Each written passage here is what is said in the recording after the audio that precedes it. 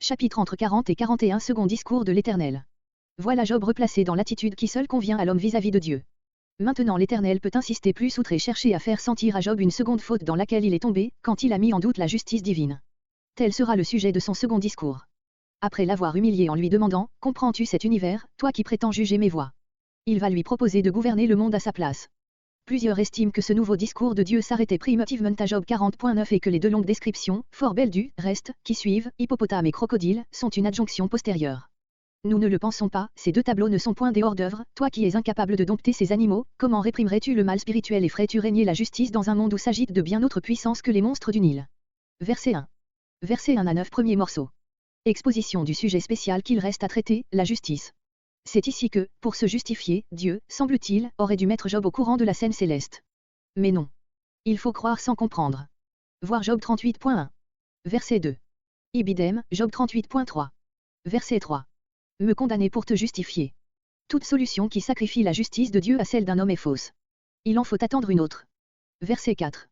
De l'idée de la justice, l'auteur passe à celle de la force, il ne suffit pas de connaître le bien, il faut encore être en état de le faire triompher sur le mal. Verset 6. Regarde tous les hautains et abaisse-les. D'un regard j'abaisse les orgueilleux, fais en autant. Verset 8. Dans l'obscurité, des enfers. Verset 9.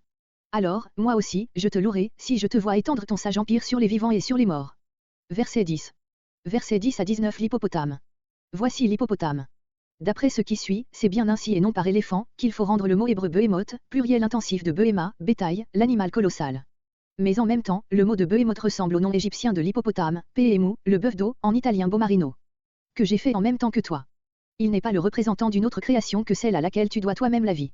D'autres entendent, que j'ai fait pour vivre à tes côtés et non pas au fond des déserts ou sur des monts inaccessibles, ou bien encore, que j'ai fait aussi bien que toi.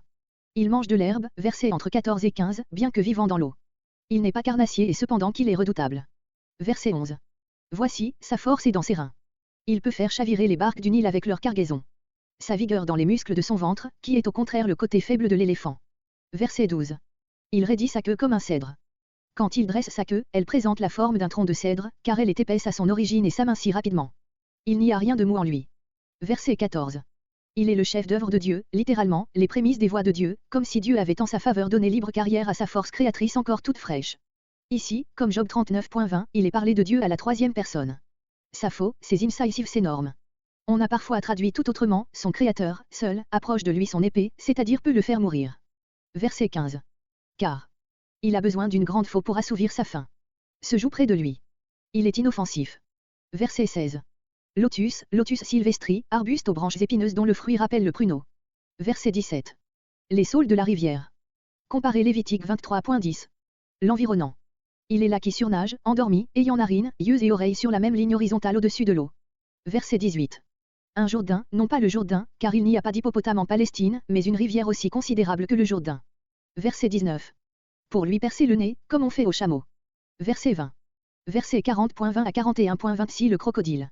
Et d'abord, jusqu'à Job 41.2, l'impuissance de l'homme à réprimer cet immense saurien. Tireras-tu le crocodile? L'ensemble de la description qui va suivre montre que le mot « Léviathan » employé dans l'original et que nous avons conservé dans Job 3.8, sans le traduire, voire note à ce passage, doit être rendu ici par crocodile.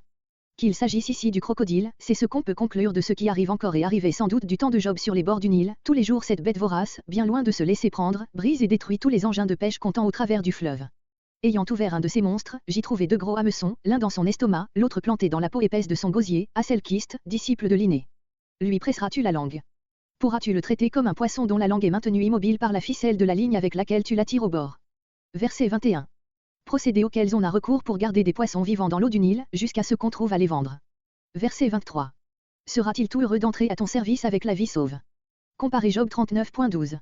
Verset 25. Le crocodile est-il un article de commerce? Des associés, membres d'une corporation de chasseurs, ou bien de pêcheurs, Luc 5.7, Luc 5.10. Les Cananéens, les trafiquants par excellence, Ésaïe 23.8, Sophonie 1.11, Zacharie 14.21.